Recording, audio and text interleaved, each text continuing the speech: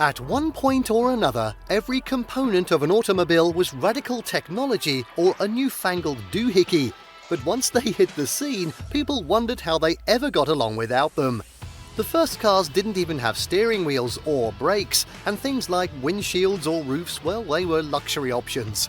Once all the basic functions and conveniences of a car that we take for granted today were invented, they were more or less perfect and required no further development.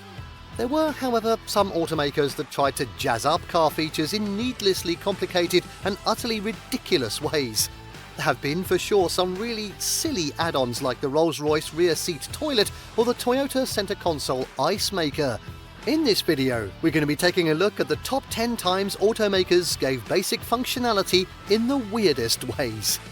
Now, before we begin, make sure to subscribe to our YouTube channel for more awesome auto guides, and make sure you hit the notification bell so that you know when we publish a new video. So now, if you're ready, let's cut to the chase.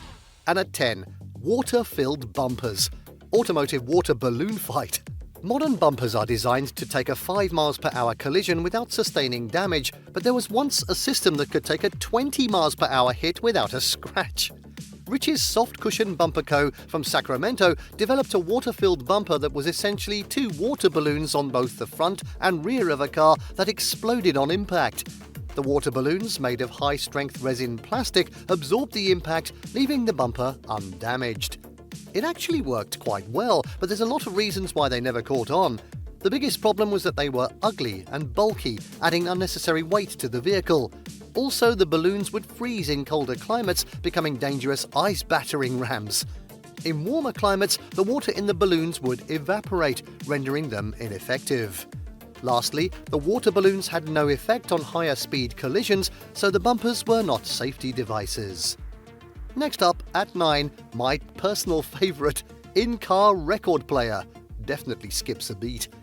Radios used to be the size of a barbecue smoker or mini fridge because they required massive vacuum tubes to operate.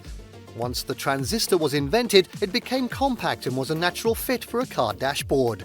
The only issue with the radio is that the listener is subjected to what the DJ is playing. So, in 1956, Chrysler offered an in-car record player called the Highway Hi-Fi. Of course it is, so drivers could choose their own tunes. As absurd as it sounds to put a record player in something bouncy like a car, they were actually designed to keep playing over everything but the most jarring jumps. The issue was the record players had to be tuned, and most weren't, so they skipped like crazy. Actually, the worst thing about them is that an entirely new format was invented, which was a 7-inch record that played at 16 2/3 RPM, so people couldn't play their personal music collection. Even worse was, there were no rock and roll records available. Oh no, mostly classical and soft jazz. Surely not, as well as some spoken word stuff. Rock music and cars are spiritually connected, and an audio system has to rock, but this thing just kind of sucked. At 8, lightning rod shifter. Shockingly complicated. During the classic era of muscle cars, Hurst made the performance shifters of choice. With shorter throws and more precise shifts, Hurst shifters gave drivers an edge in a straight-line challenge. By the 1980s, American muscle was dormant and almost nobody needed a racing shifter to maximize their quarter-mile runs in cars with less than 150 horsepower.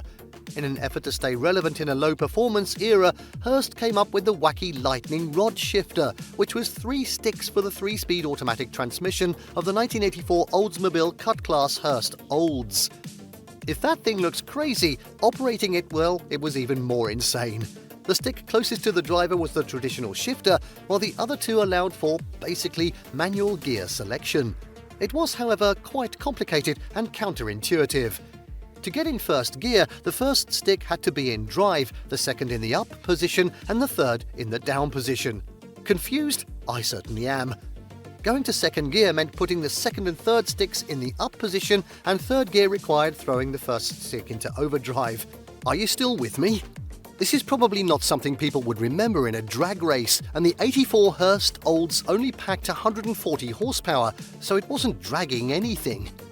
At 7, automatic seatbelts. Head bonkers. Automatic seatbelts are bonkers in a different way, in that they tend to bonk drivers and passengers in the head when they are activated. Introduced in the late 1970s, the automatic seatbelt would move a fixed shoulder harness from the A pillar to the B pillar when people got into the front seats, strapping them in. Anyone unprepared for this was likely to take one to the dome or get a brush burn on the neck.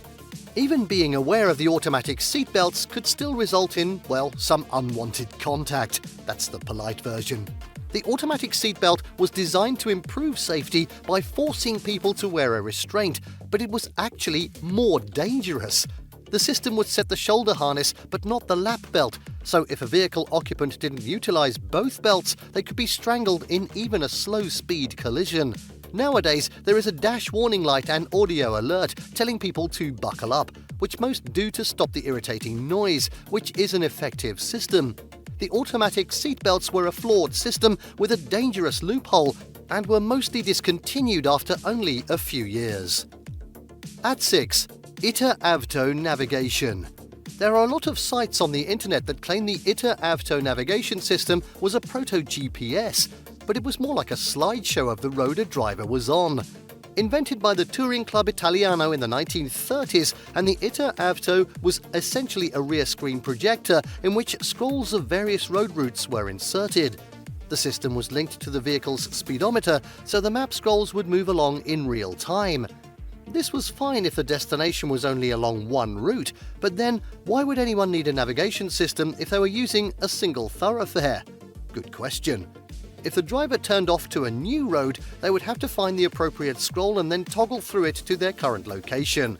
That is to say, it was a useless device that was way more complex than jotting down directions or consulting an actual map. The Iter Avto did mark things like bridges and gas stations along the route, which is seemingly functional, but presumably drivers have eyes and can spot these things themselves. Next up at 5, truck bed jump seats. Bratwurst. The basic function here is passenger seating, and the way Subaru made it weird was by throwing some plastic jump seats on the bed of the Brat. These passenger accommodations didn't have seatbelts, just a pair of ski pole grips to hang on to, making this the least safe item on the list. Times were different in 1978, and it wasn't uncommon to see an entire truck bed full of people, but pickup manufacturers never marketed their vehicles with a human payload capacity. The Brat, on the other hand, had seats in the bed, so presumably that's where passengers were supposed to sit.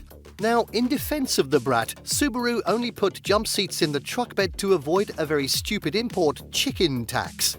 Somehow, the French taxing the heck out of US poultry exports turned into a huge levy against imported light pickups. To avoid the 25% tariff, Subaru put in the jump seats and had the Brat classified as a passenger vehicle, not a truck, only paying a 2.5% tax.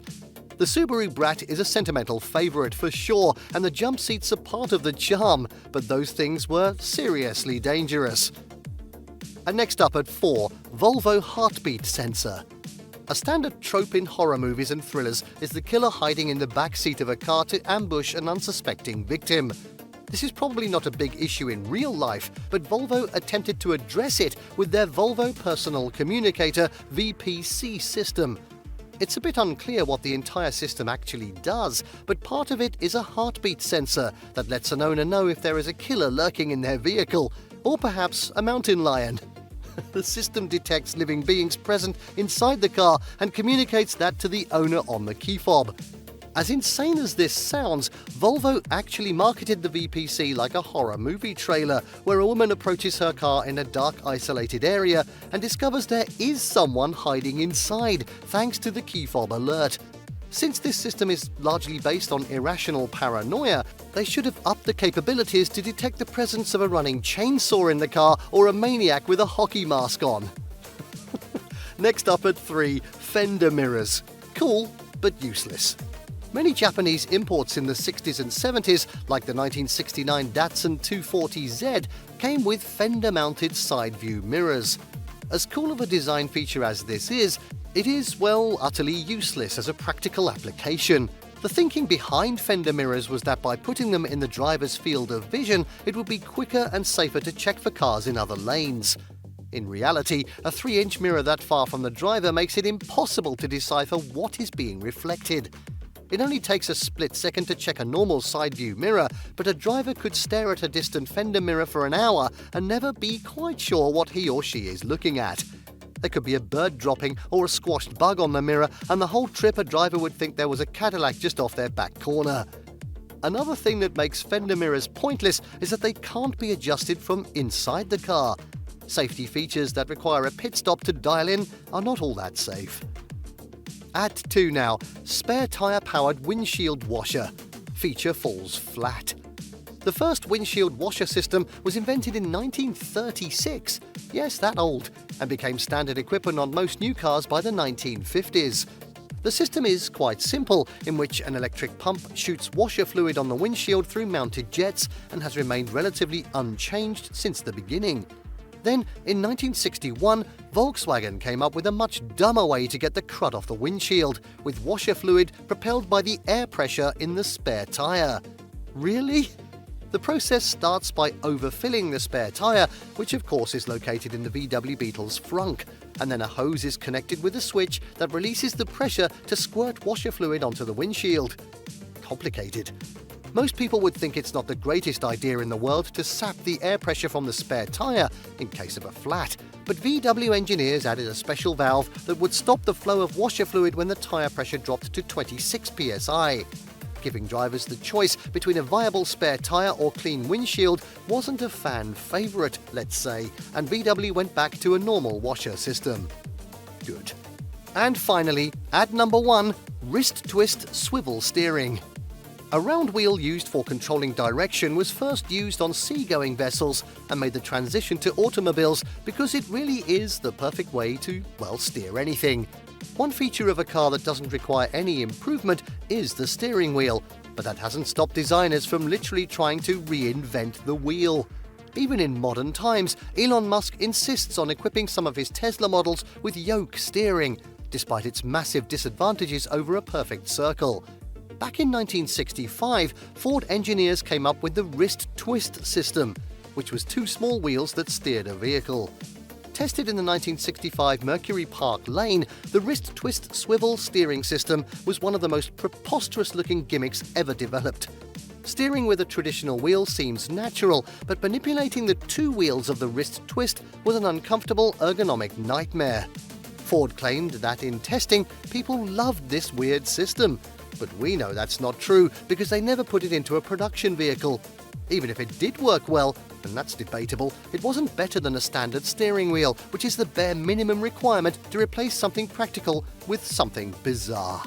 And there you have it, the 10 times automakers gave basic functionality in the weirdest ways. And they were weird. Did you like what you saw? Let us know in the comments down below. Share this video with your friends, and don't forget to subscribe to our channel for more fantastic auto guides. See you next time.